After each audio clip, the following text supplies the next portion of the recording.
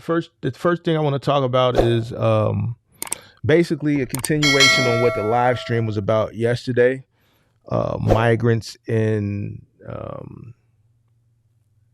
coming into trucking, migrants in coming into the trucking industry and how it will ultimately affect current people in this industry going forward. So I will, jump in and give my 2 cents, from time to time, but mostly I'm just going to be moderating it. So the floor is open. If anybody want to start the conversation, you are free to do so. I don't mind starting it off. Um, I just feel like it ain't no point of complaining, fam. Like just the more you complain, the more you spending time putting your mind towards something that's not gonna help you. You might as well think about solutions. How can you capitalize? Can you get some of these people to come work for you for pennies on the dollar? You know what I mean? Just gotta figure out a way to be more competitive, lower your costs, or provide more service for, you know what I'm saying, the same cost you already charging, but provide more service, touch the freight, you know what I'm saying, shit like that. But it's just how it is with anything else. The more you complain, the less solutions you're gonna find to your problem. That's just how I feel about it. I guess I'll start. Basically, how it's looking right now, it seems like the industry gonna go in the direction of kind of like how construction is going. I do appliance delivery right now, and basically, when you go to the construction sites, we know that about 40, 50 years ago, basically, construction was controlled by a certain group of people. But now, when you go on site, if you don't know a little Spanish or something of that nature, it's a little harder for you to get by. I think basically in the trucking space is going to be pretty similar to how we are down in Miami, where Miami basically, if you don't speak a little Creole, or if you don't speak a little Spanish, it's basically pretty much hard for you to get by. And down in South Florida, basically every day, every life, everything that you do, you have to know a little bit of Spanish, a little bit of Creole, or something. Basically just to live life. And basically, what it's done to the market down here is life is very expensive to live, but the pay for the average person is way below water. So basically, it makes it hard to live off a basic job down here. So it's basically just going to continue doing in those markets what it's doing down here in South Florida. I mean, I feel that, and I feel like that's true, especially in South Florida, because y'all cost of living is extremely high. But I mean, just to be honest though, it presents a chance for, let's say, a black person who's been in trucking. If they learn how to speak Spanish, it gives them a competitive edge over the Hispanics and over their current competition. You know, I mean, that's just the way I've always viewed stuff. Like, of course, there's problems with the world. You can't never ever stop that. You just got to try to stay solution based, and you may have to do more just to separate yourself. You know what I'm saying? But I don't have nothing against, migrants or whatever. I definitely understand how they, getting approved for money and stuff like that a lot easier than we have in the past. But just how Mark explained, so it's a it's a strategic move from our government to, you know what I'm saying, get cheap labor and get votes. Yeah, I see it. To get cheap labor and to get votes. You feel me? So we just live in a capitalistic country to where cheaper gonna always win, just naturally. Yeah, that's just I have a similar point of view too, Mark. It's cheap labor for the government, but at the same time, if you position yourself, your business, in a place where you can take advantage of this cheap labor coming in, you can better yourself and put yourself in a better position because migrants are not going to stop coming to this country because everyone's coming for the opportunity. But if you're going to sit around and complain, it's not going to help the situation. Like you just have to be solution oriented and just be ready for the opportunity because it's cheap labor and it's sad to say a lot of people are going to exploit it. So why not you? You know what I'm saying? Especially if you're in trucking, if they have a license and you have a truck, they can do it cheaper. So it's just business overall. You know, it may sound cruel, but it's just the nature of the world we live in. So that's my thought.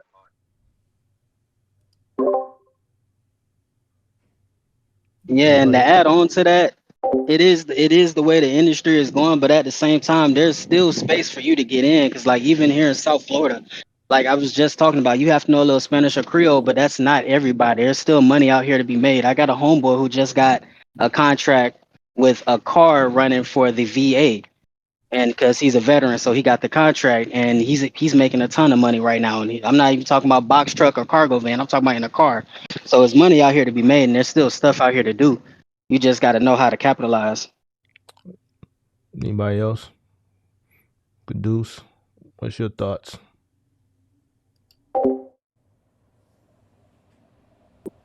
I've been thinking about a lot of stuff from yesterday, particularly the lady situation. It's all positioning, really, is kind of where my thoughts are. So, discussions around positioning and preparing yourself. You see what's coming. What are you going to do about it? Are you prepared to compete at the level that you're expecting to have to compete at?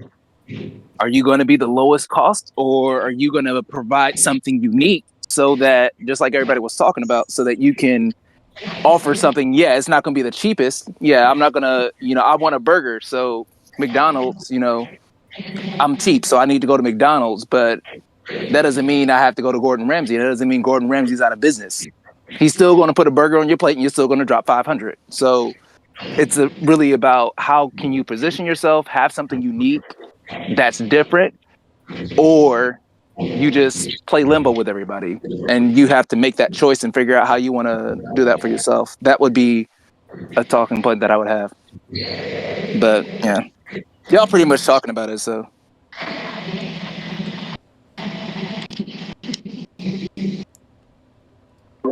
What's the sentiment on the rates? Everybody's talking about how they could capitalize on the actual labor of them, but I think more so. Michael, I need you to mute. Michael, I need you to mute. Uh, Michael, if you hear me, can you mute? More so of the rates. How will it ultimately affect the rates for individuals going forward? Because I think that's what more people are concerned about.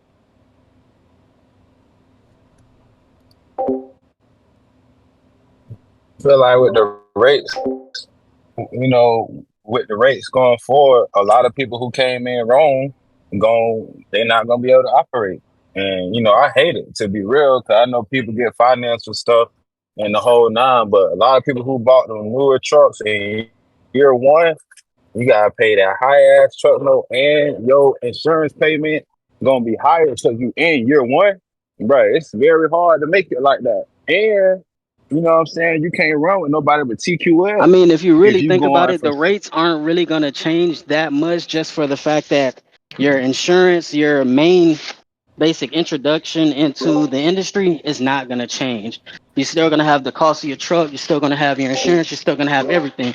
And none of that's going to change. The only thing that may change is how much you pay your actual driver or something of that nature, which in comparison, it's not going to affect your rates by nothing but, let's just say, per mile, a couple of cents, or depending on how much you pay. But outside of that, your base rate is not going to change for your box truck, for your cargo van, or whatever it is you drive.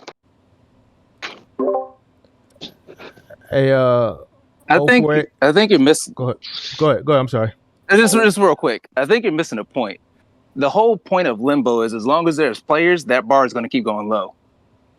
So as long as people can bend their backs enough, the rates will decrease. Period. That's just the way things are going to happen. The question is always going to be, how are you going to position in that? Are you going to stand on I can't operate below $1.50? That's the quality of my service. Take it or leave it. Or are you going to be like, hey, 110, my back can go? Because you'll stay in business. And when everybody leads out because they can't limbo as low as you, guess what? You're in demand. Your rates now go up. You kept your company running. You found a bunch of people that could run with you. You kept a bunch of good relationships. Now that demand is happening, you can say, hey, I keep getting offers over here and here. We've had a long 5-year run with all these rates declining. My rate's a little higher now. It's $2. I'm getting offered $2.50 over here, but I like you, so it's $2. That's probably what's going to happen if things continue the way they are. Like costs, nobody's going to care about costs. Mark talks about this all the time. They don't care how much your insurance is. They don't care about how many kids you got. They don't care about what year truck you got. Well, I mean, they do care, but they don't care enough to keep rates high just so you can afford your truck. The other person who's there competing with you, it's a saturated market. The saturated market is going to keep making things go lower until I people don't get out. And the only way I people are don't going to get disagree out. Hey, with you. Go ahead. hold on. Before anybody continues, hey, before we continue, can you please make sure that nobody else on the chat is muted on your side? Because we had 2 interruptions already. So I'm hungry. I think you had somebody else muted. He was talking, and then you kind of like barged in. I don't think you heard him, and it was the second time it happened. So I just want to make sure that everybody is unmuted and everybody gets the chance to speak on the floor. My bad.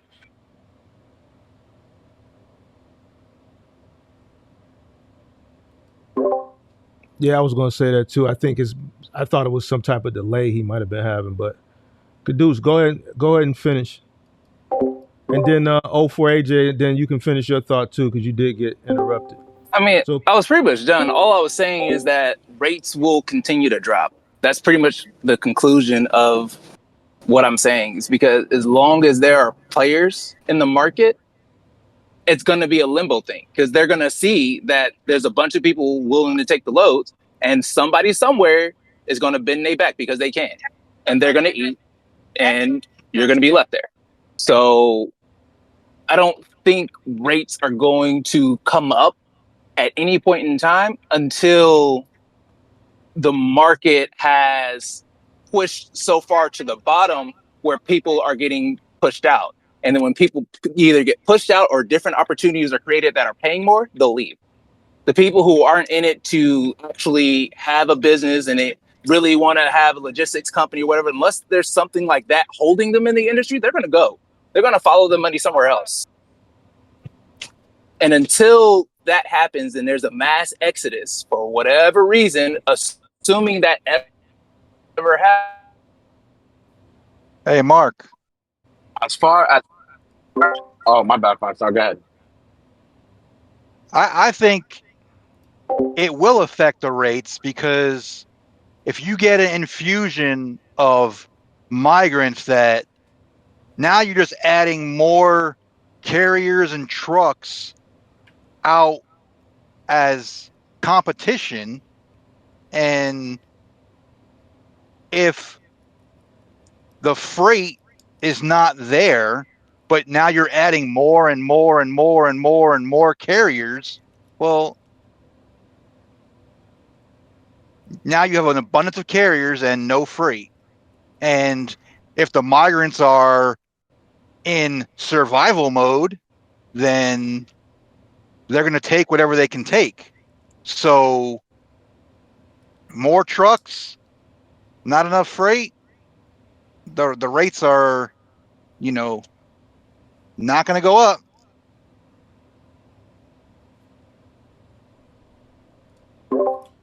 that's a great point. And just even them understanding uh, just the math associated with determining their listen, we got Americans, we see them all the time come on my channel that, whether they finished schooling or they didn't, that don't know, either they don't take the time to do it or they don't know arithmetic. So I'm just trying to figure out a person who doesn't speak English, who can't read English and understand the math, how are they going to, because there's really no barrier to entry as far as the box truck is concerned. Like, how are they going to determine what's good and what's not good? So Simple answer: they're just Yes. gonna take it, and then they'll figure it out later. Because the way that you explain their support system, which I've got so many people doing so many things, and it all comes back to the same place. It doesn't matter. I can get $1 from 1,000,000 people. I'm still a millionaire. You can get $1 million from one person or $1 from 1,000,000 people. The way that they're, from what I'm understanding from just conversations, I haven't necessarily looked into this myself or seen it, but the way that conversations are going, there's a whole system of people there. The whole family is out, and my family got their cousins, and their cousins got their best friends, and we're all in the same area, same place, same pool. We're all taking care of each other. So if I took, I don't know, let's just say I was break even. Let's not say that the industry is literally sending out loads where people have to pay to take them. Let's just say it ends up being break even, right? That's pretty much where it goes. Mm-hmm. There's still some capital flow. Well, break even, well, you need a little bit of something. Break even including the salary. And in this point, the salary is just your portion of the chip in, which could be pennies. But you get just enough to keep pitching in and keep staying afloat until things get better. That's all they need. And they'll figure that out over the long run. I'm sure they'll find out, like, hey, I keep spending, and they'll figure that out when it hits their pocket. Maybe they won't do the math on it, but they'll figure it out. And then they're like, I can't do this for that. It's this much more. And they'll throw a number out there, and they'll keep doing that until something hits. That's what I think, anyway. Hey, Mark. I Yeah. was hey, Drew, hi y'all. I was reading the other day where they already started. A man said he was inside Home Depot picking up stuff, and they were in there too, some of the migrants, but they couldn't speak. So they was asking him for help. So he had to show them how to scan it and get through. He had their paperwork in his hand. And he said he looked down at it and he said they had a full schedule. And at the end, they're receiving $70 for the day. Yeah, I think you saw that here in the Discord. Someone Yeah, wasn't it? It was in mentioned the it. Discord, or was it in the Yeah, it was here. when you was It okay? was here or it was Right. in the chat. It was in something, yeah. It was So in the chat. You seen that? someone in this Yeah, community said it. Yeah, I saw that. it was. Yes, yes, yes. Yeah. Did somebody else try? I heard somebody else try to tap in.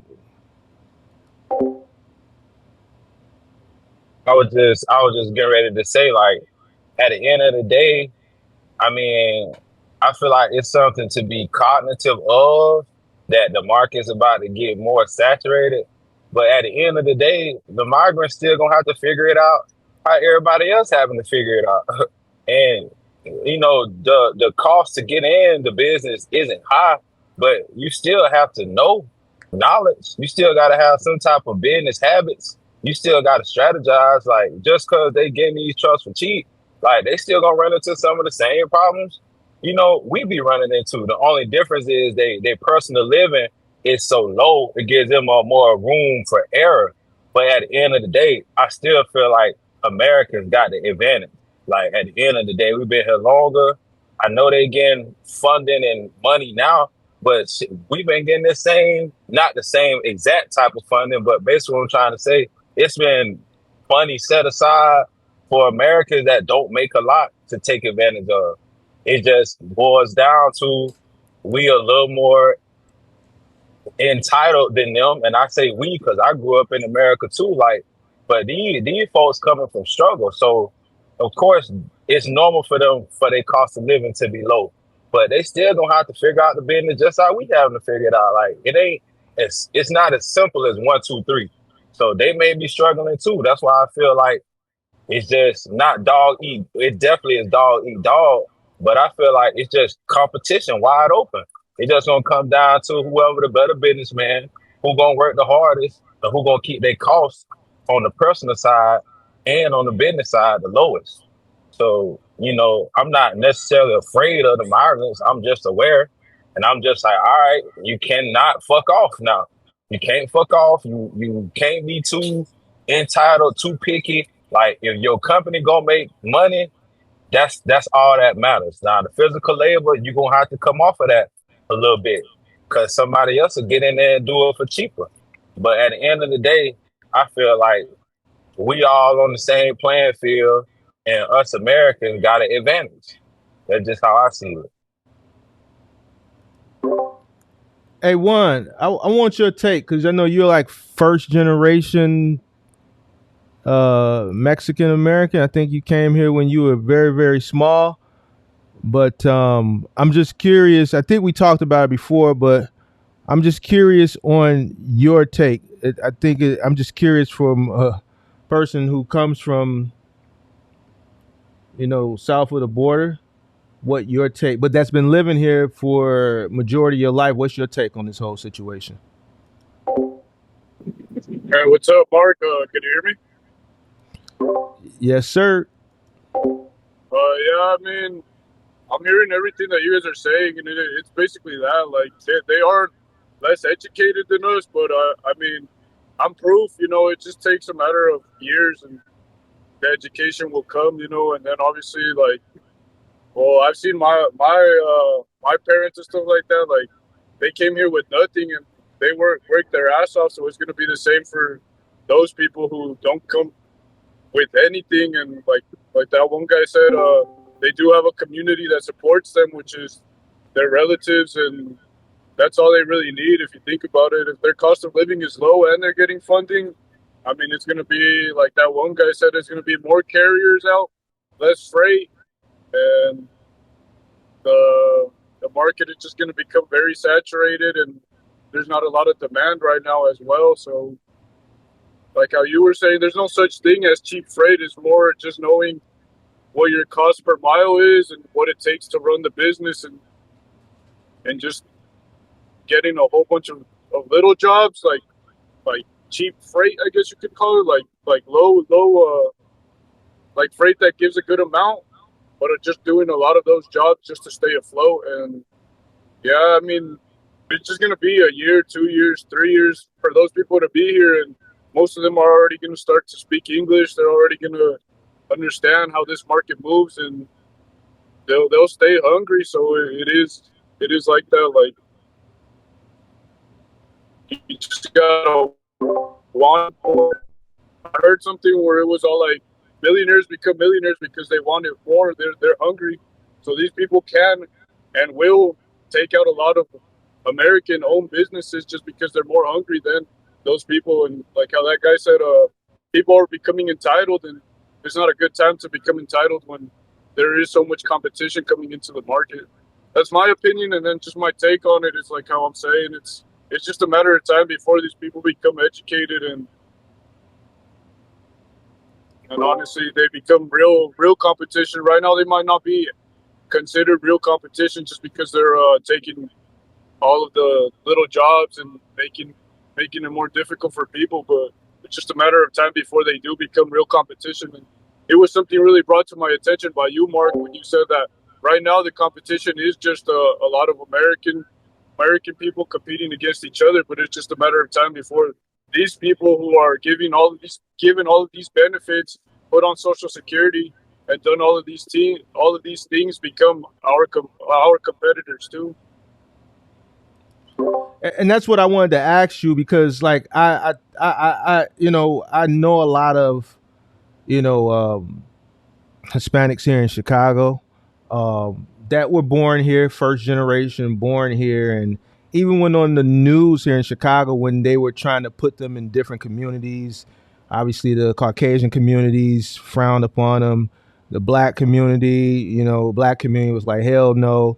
So I mean, they thought, okay, well, we'll put them over in the Hispanic communities here, like Brighton Park, and the Hispanic communities got on the news, were like, hey, we not against you, but we not with you either. We don't want you here. And I thought that was kind of strange, and I started talking to some Hispanic people I know, and I asked them what their thoughts were, and Hispanics don't even want them here. Even first generation Hispanics feel, I guess, is it threatened? So I'm just curious to know what your take is on that. Do you think it's because the first generation or the Hispanics that have been over here, maybe a generation or two, feel like, man, they had to come over here and go through the processes and procedures, spend all the money and fight for their place here, and this new infusion of migrants are just coming over here with a handout and getting infused and getting money, getting free food, and just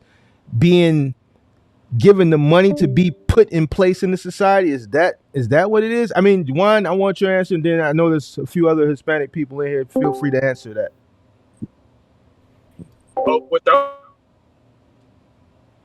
that as well, but like where I'm from over here, like we got adjusted to like we lived in a small town, but the small town was mainly Caucasian people, and it was some wealthy and then upper middle class. So like my family adjusted real well to that, and then it's obviously like when you're bringing these people, they come from third world countries, and like I heard this saying right now, like not too long ago, if you bring people who are adjusted to third world countries to a first world country, it's just a matter of time before the first world country starts to become the third world country. So it's more like us us Hispanics that are already here and adjusted. I mean, you could say like we kind of gentrified ourselves to like how the people around us lived, and like became accustomed to that, and obviously like keeping our standards up and just leveling up to kind of compete with them and like be at their same level of living. So it's like when these people come over here, they're used to a different lifestyle, and they just bring that over here, and it really just, if we like claim them, like how you're saying, like they didn't even want to like claim them, we don't have a problem with them. But the second that you start associating yourselves with them, that just comes with all of the things that they do wrong. They're just gonna, the community that already knows you there is just gonna look down upon you as well, because now you're associating with those people. So I do believe that it is that what you're saying, where they're giving a lot of benefits, and we had to pay and we had to do all of this, and we never weren't given those benefits that they were. But it is also that they don't they don't understand the way of living here, and by associating with them, it kind of just makes you look like you know what I mean? Like you group with the kind of people, and if you start grouping with them, it's like, well, you're shoplifting as well. Like there's a lot of shoplifting going on, and it is done by a lot of migrants and stuff like that. I mean, that's my input on it. Hey, Jonathan, were you finna say something? I was. So I think you kind of hit it in the head. The point on the head. So my girl is first generation. Her mother came over from El Salvador, and one thing, especially speaking with her, one thing that bothers the most is the fact that she had to go about it the right way, right? She had to go through, get her visa, and then apply for her residency, wait to get her residency, and then from there, study, take the exam, and then when she passed, she got her full citizenship. And now we're kind of just handing out, licenses and benefits to people who haven't gone through those or haven't earned that right? And again, you know, some of these people are escaping from war torn countries and countries where you know it's overrun, right? But the point of the matter is still kind of you have to go through the proper channels, and I think that a lot of those who came the right way have that issue because again they went about it the right way, and now they're seeing that shit. I could have waited a couple more years and came across, and I would have been in a better position than I am right now. I missed a little bit of the discussion, but from what I'm hearing, this opens the line to a very deeply rooted and controversial topic in terms of outcomes and purpose and design. And I'm not sure if this, I'll probably save it for the Discord, like a private Discord, but just know that this line of thinking and this line of consequence of, stuff happening, it opens up a very interesting topic that I think people will be interested in. Okay. Let's move on to the second and final topic that I want to talk about on this public Discord. Um, I want to talk about regulation in trucking. Obviously, we know trucking was deregulated back in 1980. I saw some talk from someone about you know, I guess pro regulation. We kind of touched on this topic yesterday with someone else. So I'm just curious to know if you guys would be up for regulation, because here's the thing. Obviously, listening to me explain what regulation looked like prior to deregulation, um, and why this industry was deregulated, why the process was started in the 70s, ultimately resulting in it being deregulated July 1st of 1980. What which would you guys prefer? Would you guys prefer to go back to regulation, understanding what regulation entails, or would you rather the industry remain deregulated? And regardless of your answer, whichever way you answer, why would you choose that? Go ahead. Hey, Whoever Mark. wants the floor, go ahead. What's up?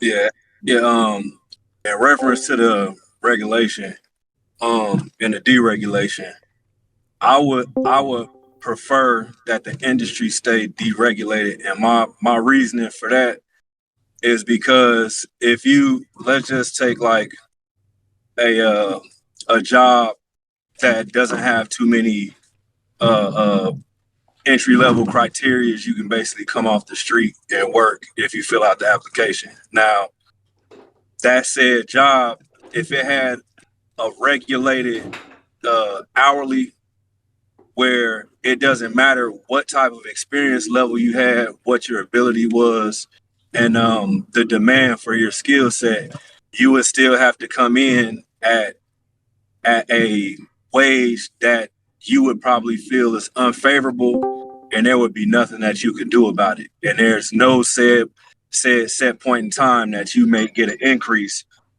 on on any type of wage increase. Now, I'm saying that to correlate it with the deregulation in trucking. Now, there might be certain rates for freight and whatnot. That may be, it may seem consistent somewhat across the board, but there's still points in time in the market when you're going to get freight where you may be able to get freight at an increase that you wouldn't normally get it at. And the fact is deregulated, you had an opportunity to do that. So it's just I wouldn't want that to happen because it would leave carriers and drivers in a position that, you know, would be unfavorable to them. And also with that, with the point of it being unregulated right now at this current point in time, you never know. You might just, you might be doing some type of work at the point in time where, you may have taken a rate that was less than you're comfortable with, but you're doing it and compounding loads together on the partial side to make one type of you know, cost per mile for yourself. But then you might just come across and build a relationship with a company to where, over a little bit of time, they turn around and start giving you the rates that you're asking for, something that's more feasible for you. But that's not gonna happen if it goes back to getting regulated to a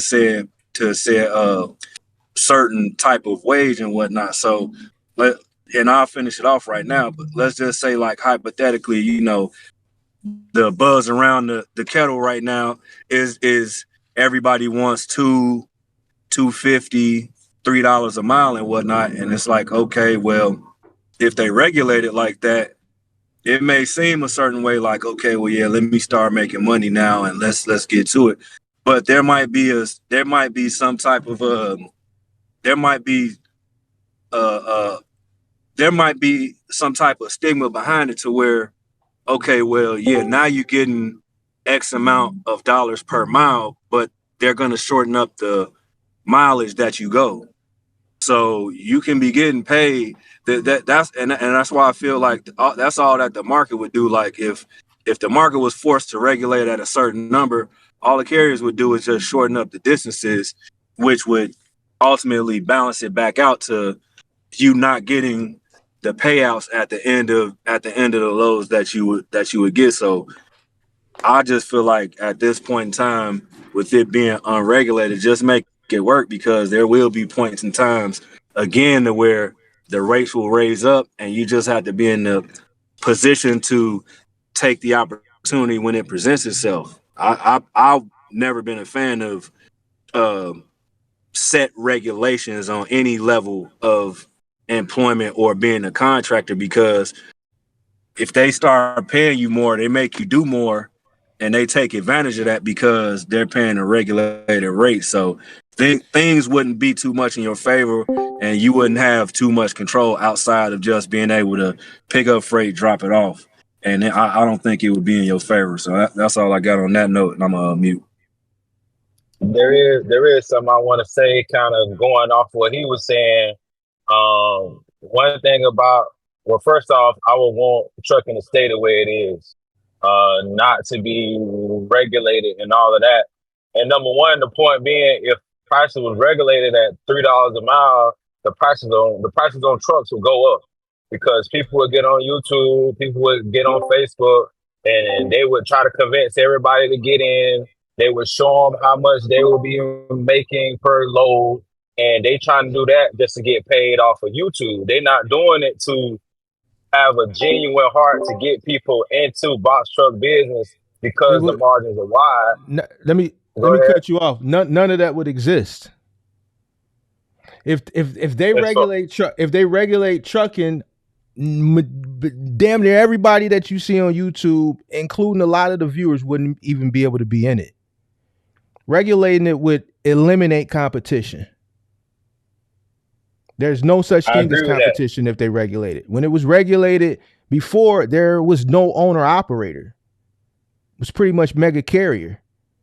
If it's regulated, you control a route for a specific commodity, and no one else can move that commodity on that route because it was regulated by the ICC, which is the Interstate Commerce Commission, which no longer exists, right? Because, the industry is deregulated. So all these entrants that are in it now that would look to come in, they wouldn't be able to get in it. It's regulated. You can't allow free market when it's regulated. The point is to get rid of the competition, because now it's regulated by the federal government. So it would be very difficult. It would be very difficult to get in it. 9.5 of these people wouldn't be able to enter into it. They wouldn't be able to afford to get into it. They wouldn't be able to afford to build the infrastructure to even be able to run said commodities. So just to refresh people on what regulation look like before you answer, it wouldn't be free reign like it is now. And the sad thing is, if it remained regulated, we wouldn't be in this chat right now. Majority of the people in here, probably all of them, you would have never had the opportunity. So just, I'm gonna open the floor back up, but just know that's what it looked like. Now, if they, let's say, went back to regulation, would it look the same as it did prior to deregulation? I don't see how it wouldn't. How can you set a rate with as many carriers that are in the market and control? There would be too many carriers. Do you see what I'm saying? Yeah. And I remember when you first broke that down, you were saying that, people who had the bread, they would buy the bread route. For example, if they had the money, they would buy the bread route and hold on to it for years and years and years to come. So I guess everybody should be saying they want to keep trucking how it is, so we could even have an opportunity to get crumbs of the pie. So I definitely feel you on that. When it was deregulated, a majority of those mega carriers got put out of business. There was some that were still around, Yellow was one of the final ones that was around, back then. They eventually bit the bullet. ABF is still around, right? But now it's like the cycle is coming back around. The mega carriers are winning. See, what happened is a lot of the owner operators that were for deregulation back in the 70s, they thought it would benefit them. And in the long run, it didn't. That's why everybody's complaining now. Because they didn't understand the impact of how competition would lower rates. And that's why you got so many people complaining. But if they go back to regulation, then a lot of people that are complaining now wouldn't be able to get into the position to complain in the first place. Regulation eliminates competition.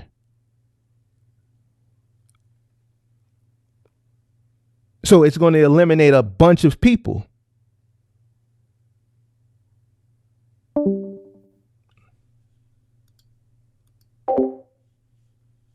So, and that's the case, feel like we need it, and it just got to get more skilled, how you always say.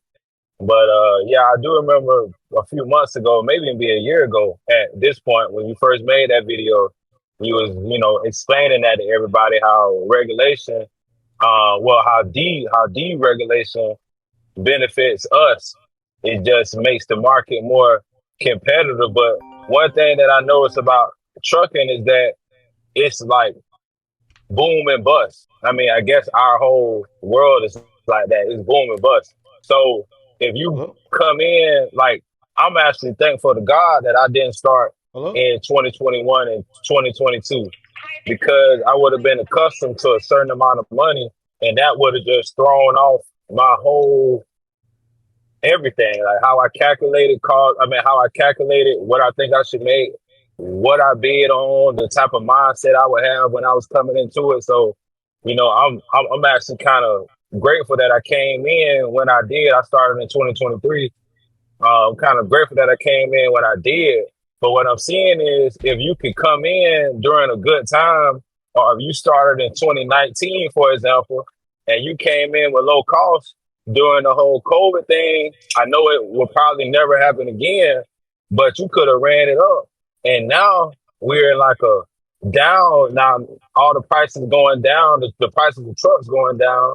If you did right by your money, you could grow your fleet 2, 3 trucks at a time now.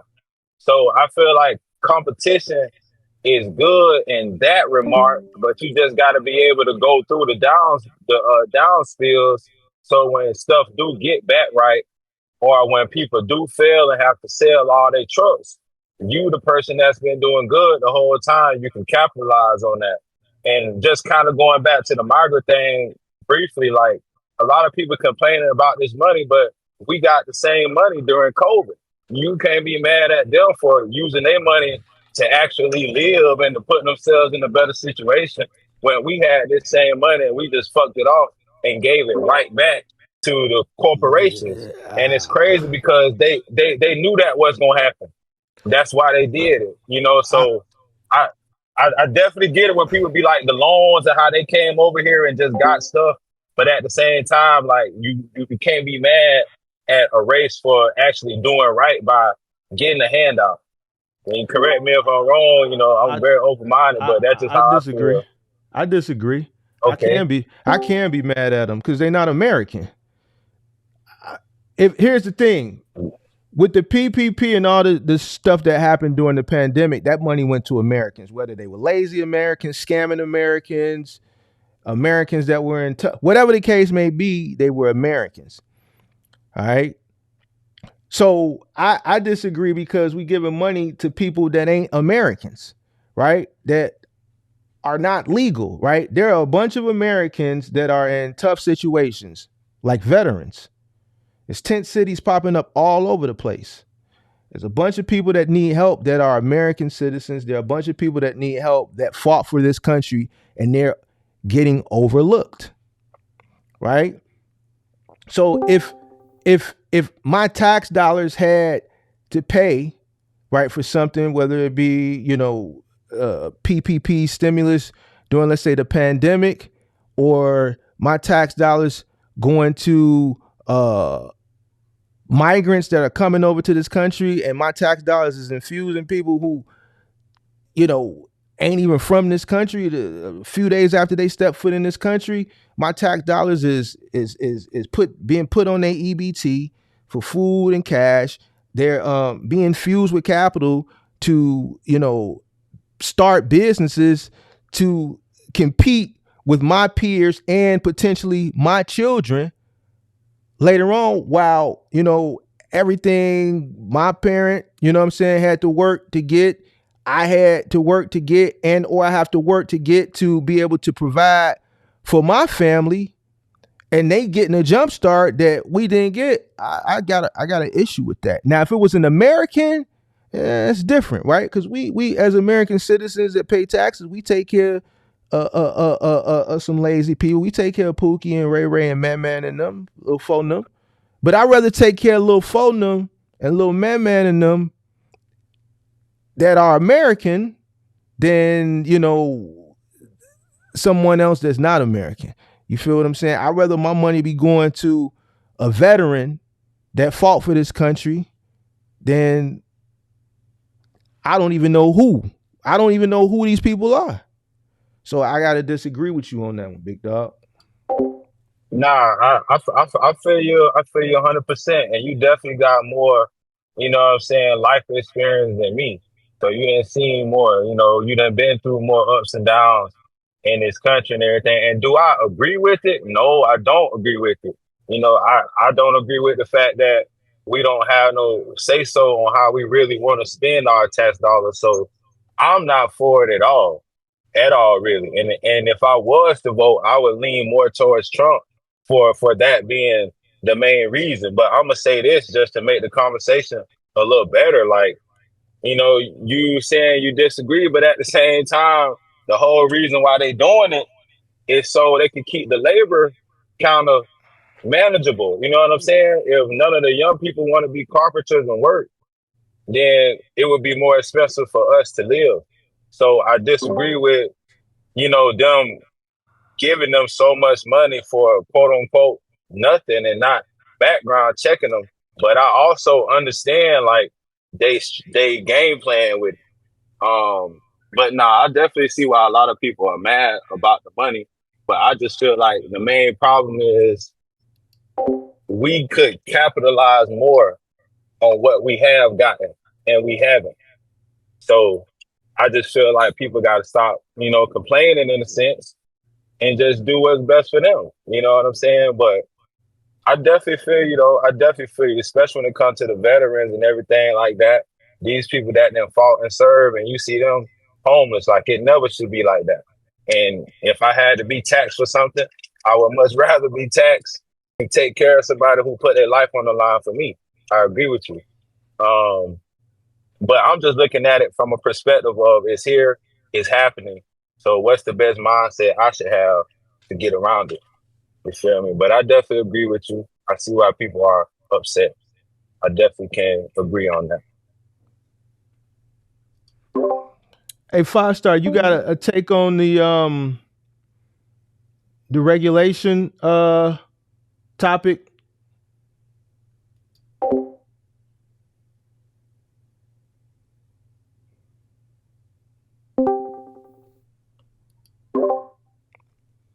Five-star, you got Hey, go ahead, go ahead. hey, Mark. Go ahead. I was gonna say real quick in reference to also with what you were saying with the regulation part of it.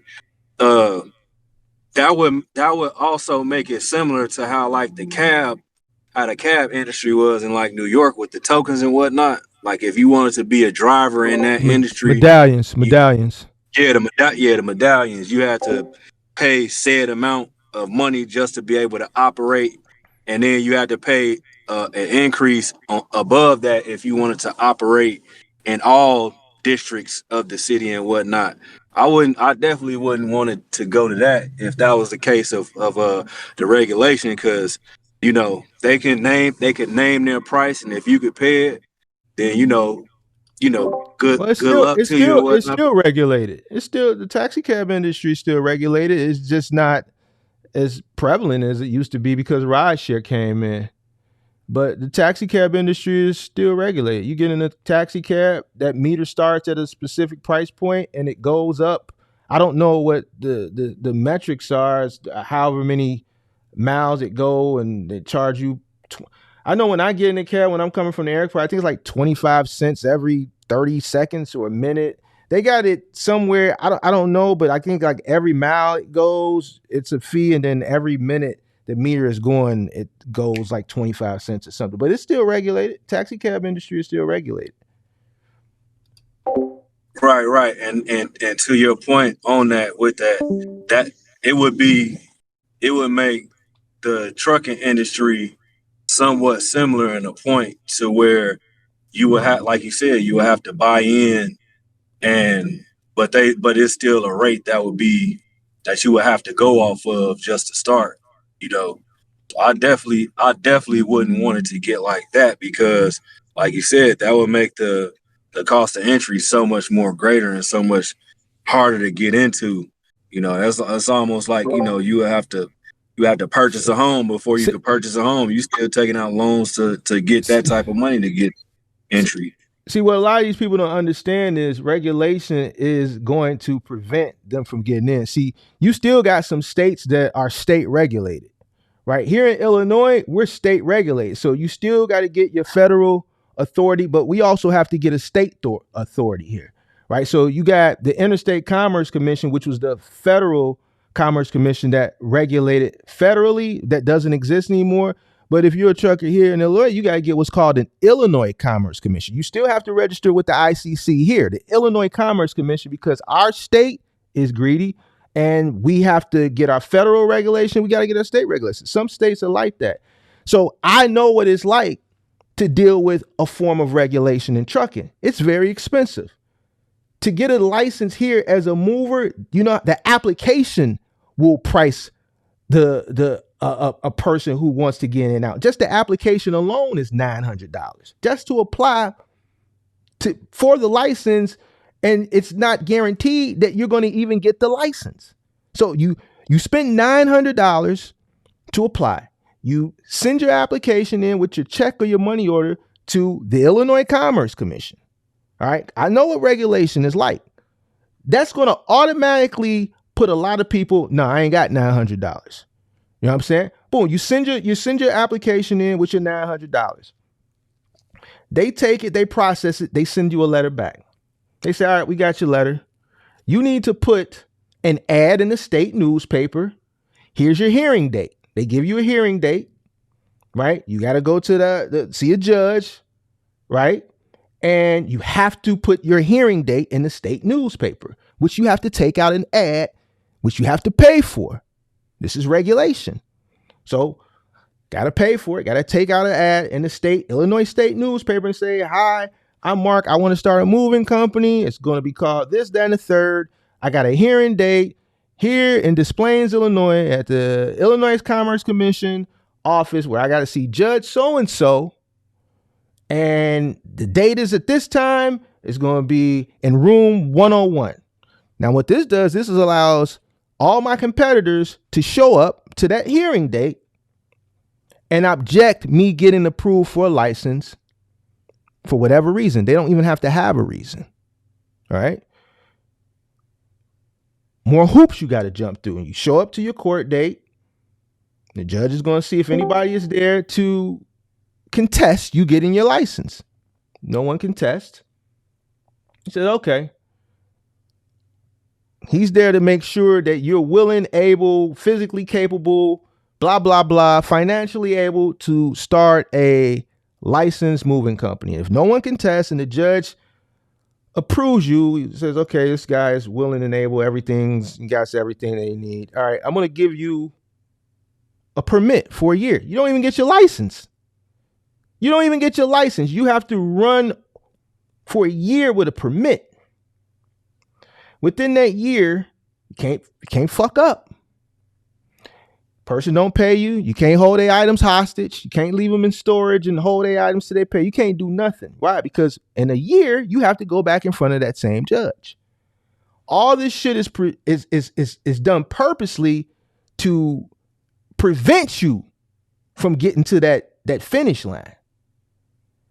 Any incidents, anything, you got to go back in front of that judge. Year goes past, the judge is going to pull up everything. If a customer complains to the Illinois Commerce Commission about you, hey, they held my items hostage. Hey, they damaged this. I'm fighting them. They haven't paid.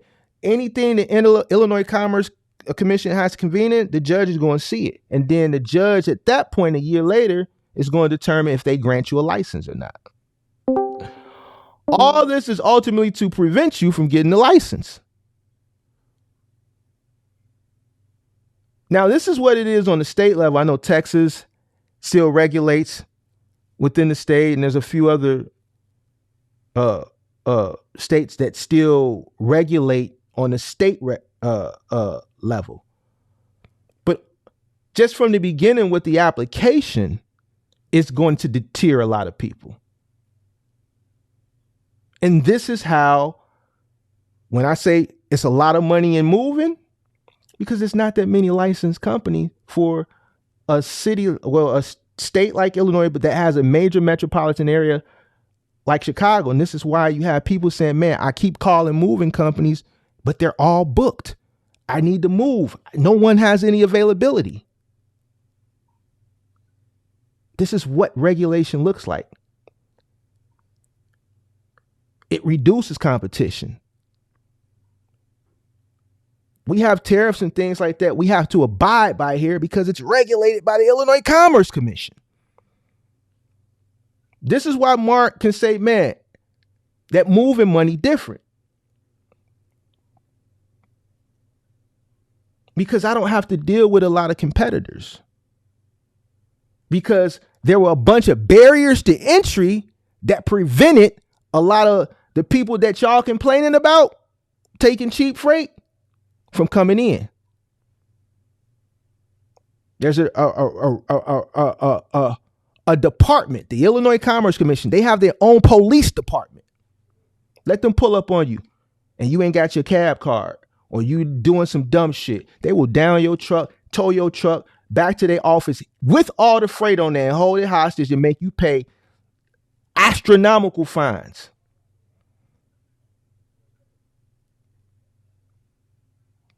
You get caught for something 3 times, you'll never get the truck back.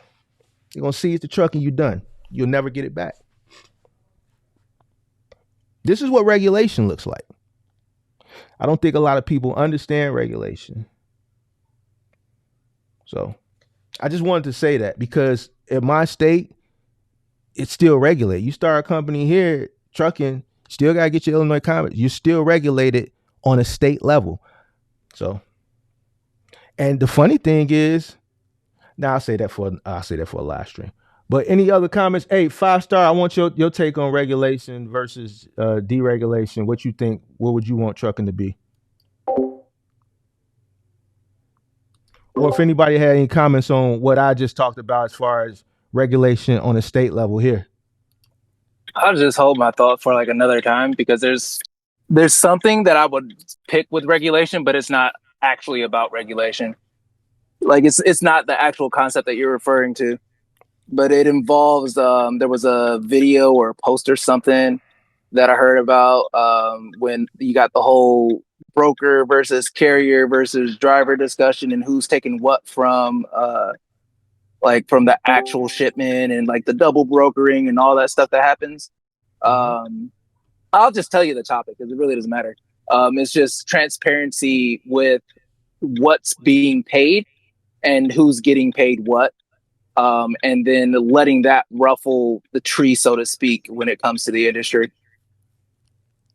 Because I feel like no matter how you look at that situation, it's still going to drive down prices. So if that's the end goal, well, then that's what will happen. And if players who are... Well, regulation won't drive down prices because you won't set the prices. The government sets the prices. No, that's what I'm saying. Like, this isn't necessarily the same topic. That's why I didn't necessarily want to bring it up. But if you say mandated that there was price transparency and you can't lie about it, right? That is, in my mind, the way that I look at regulation, which means that there is a body or an entity that is telling you what needs to happen. That's what I consider regulation. So if I say, hey, you have to do this, I would consider that regulation. And that regulation, I think, would still be part of driving down prices, which would also put some of the YouTube apprentices, they're not the gurus, they're the one listening to the gurus, just put some of those YouTube apprentices in a position where it's like, this is what I've been crying about. Well, now you have it. What are you going to do with it? What actually happens to the industry once this happens? Like all those kinds of things. It just opens up that kind of discussion, but I don't necessarily think it's fitting what you're wanting to talk about. So I'll leave that for another discussion.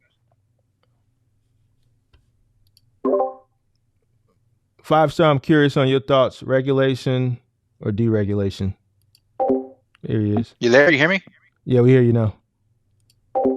Yeah, I think it needs to stay the way it is. If it was ever to go back to being regulated, I think the smaller carriers would get washed out and get put out of business by the mega carriers that are out there. And that's what a lot of people don't understand. You know, if your rate is set and there's nothing you can do about it, you can't finagle it, you can't wiggle it, you're gonna get put out. The person who has the bigger fleet is gonna beat you 40 ways going north. You can't compete at all. So, yeah, in most cases, you're not going to be able to even enter because the barrier to entry is going to be a lot more than what it is currently. When I say a lot more, you would be surprised what it would be, because they want to make it difficult. They don't want you in. They have to decrease the competition, right? Because they have to make sure that the people that have the infrastructure have to make money. They have to ensure that they make money. That's why they set the rates. They decrease the competition. They know what it costs. They understand what the cost is. They're doing all this for the trucking companies with regulation don't have to worry about cost per mile. They don't have to worry about none of that. Government is doing all that math for them with the cherry on top, which is the profit. But there's that barrier to entry there that, 99 or 85% of the people aren't going to meet, because about 85% of the industry is single owner operators. So